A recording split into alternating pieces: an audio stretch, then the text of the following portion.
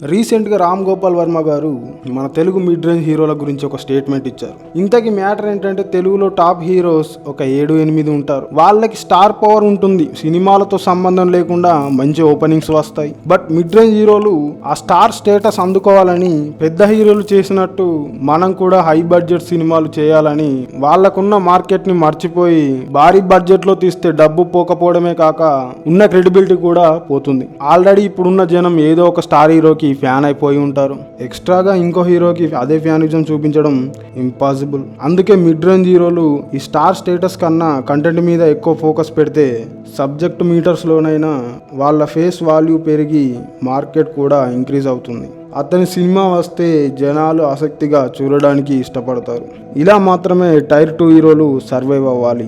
అలా కాదని నాకు ఫ్యాన్స్ ఉన్నారు, వాళ్ళ కోసమే సినిమా చేస్తున్నా అన్న భ్రమలో పడితే మాత్రం కెరియర్లు పోతాయని చెప్పారు. మరి రామ్ గోపాల్ వర్మ గారు మిడ్ రేంజ్ హీరోల గురించి చేసిన ఈ కామెంట్స్ పై మీ ఒపీనియన్ ఏంటో కామెంట్ చేయండి. And like, share and subscribe. Thank you for watching.